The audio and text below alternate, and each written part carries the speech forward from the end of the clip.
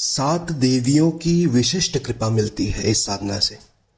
इस नवरात्रि में एक ऐसी साधना आप सभी को दे रहा हूँ, मैंने इसको लेख के माध्यम से भी ग्रुप्स में दिया है, जिसमें सात देवियों की विशिष्ट कृपा मिलती है। अगर इसको लंबे समय तक इस साधना को व्यक्ति लेके चले तो इसमें दर्शन भी संभव है, लेकिन दर्शन भ्रमात्मक रूप से होता है, भ्रम पैदा होगा। दर्शन हो जाने के बाद फिर यह पता चलता है कि अच्छा, भगवती का आना हुआ था, उनका सहयोग प्राप्त हुआ था, और बहुत ही विशेष जीवन में बदलाव शुरू हो जाते हैं। नवरात्रि जैसे विशेष समय में ऐसी साधनाओं को ज़रूर करना चाहिए, उठाना चाहिए। इसके लिए विशेष मार्गदर्शन भी आवश्यक है और इसको सोच समझ करके अच्छे से इस साधना को किया जा सकता है। भगवती के सात जो स्वरूप हैं उनकी कृपा मिलती है। एक व्यक्ति का इस पे अनुभव भी है, जिन्होंने लगभग 2 वर्ष पहले ये साधना किया था और नवरात्रि से शुरू किया था, और नित्य एक माला कर रहे थे और बीच बीच में इसका अनुष्ठान उठाया करते थे, 1.25 लाख का, या जो भी स्पेसिफिक बताया गया है कि इतनी माला इतने दिन तक, उसके पुरस्कार उठाया करते थे। 2 वर्ष में कई बार उन्होंने पुरस्कार किया और नित्य एक माला तो जपते थे। गुरु मंत्र वगैरह ले रखा था और नियमित इसकी पूजा अर्चना, और जब भी ये साधना का अनुष्ठान उठाते थे तो नित्य किसी न किसी, चूँकि उज्जैन के रहने वाले थे तो वो वहीं पे हरसिद्धि मंदिर में ही जा करके अपनी जप इत्यादि वहीं पे किया करते थे, समर्पित किया करते थे। तो उनके इससे रिलेटेड बहुत अच्छे अनुभव थे। उनको भगवती का साक्षात्कार वहाँ पे हुआ, एक महिला के स्वरूप में हुआ था, और 3 दिन के लिए हुआ था उनको। और ये जब उनके पुरुषण काफ़ी हो चुके थे 2 वर्षों में, तो ये अंतिम के जो अभी, चूँकि पुरुषण उनका अभी भी चल रहा है, लेकिन ये पिछले 2 वर्षों में जो अंतिम के जो कुछ पुरुषण थे उस दौरान उनको इसका भगवती का आशीर्वाद कृपा मिला था, प्रत्यक्ष मिला था। और इसकी पूरी एक कहानी है, इस अनुभव के ऊपर अलग से मैं वीडियो डाल दूंगा।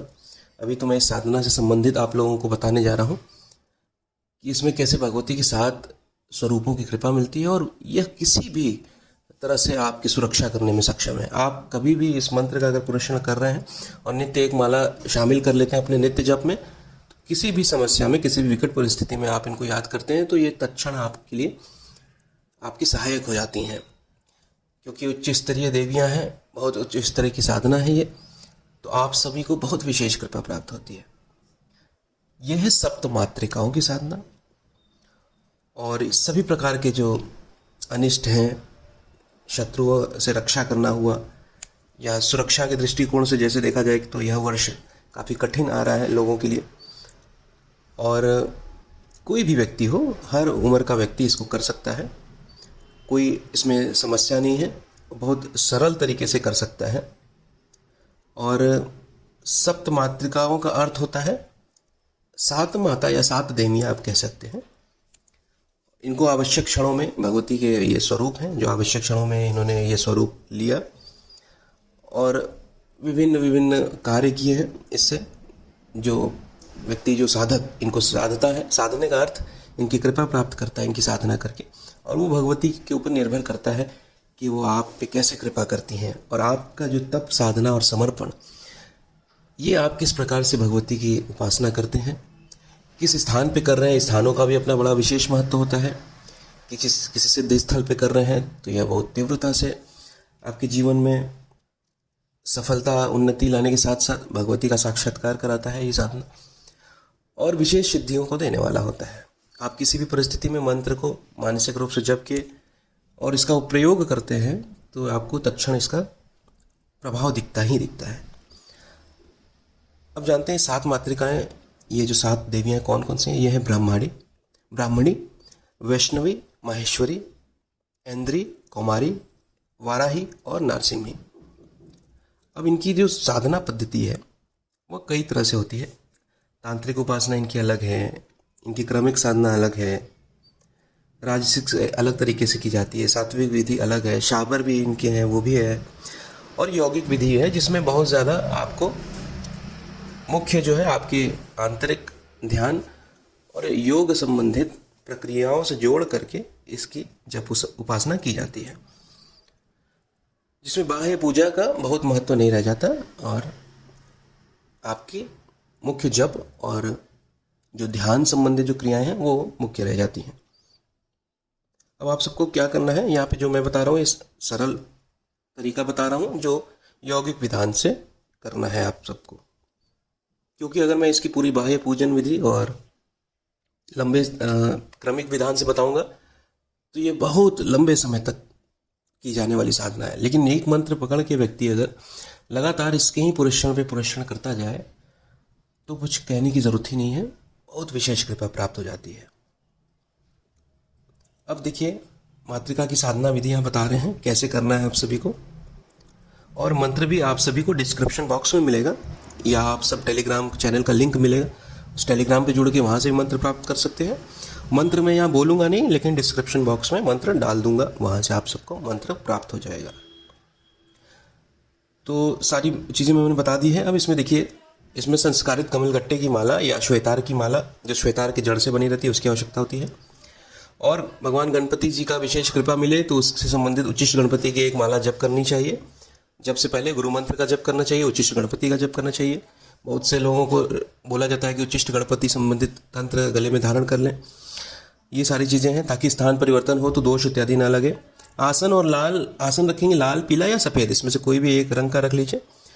और साधना जो भी शुरू करेंगे नवरात्रि से शुरू कर सकते हैं, या आप जिस दिन अपनी चंद्र बलि हो, जो शुभ मुहूर्त से शुरू करना है, सुबह रखिए, शाम का समय रखिए या रात का कोई भी एक निश्चित समय रखिए कि उसी समय, जिस समय पर आप पहले दिन बैठेंगे उसी समय पर रोज आपको, जब तक पुरस्रण पूरा कंप्लीट नहीं हो जाता हवन इत्यादि करके दशांश, तब तक आपको निश्चित उसी समय पर रोज बैठना है। और एक ही स्थान का चयन करें तो बहुत अच्छा है, किसी शक्तिपीठ, किसी सिद्ध स्थल या किसी नदी किनारे इत्यादि अगर किया जाए तो और अच्छा है ना। अब जो है, आप जब भी इसको करने बैठेंगे तो आपको गुरु मंत्र का जप करना है, गणपति मंत्र का जप करना है, उसके बाद कुछ देर तक ध्यान करना है बैठ के। ध्यान कैसे करना है, ध्यान की अवस्थाएं क्या होती हैं, ध्यान का कैसे अभ्यास करना है, वो सारी चीज़ें मैं बता चुका हूँ। टेलीग्राम पे इसके लेख भी पड़े हुए हैं, वहाँ भी पढ़ सकते हैं।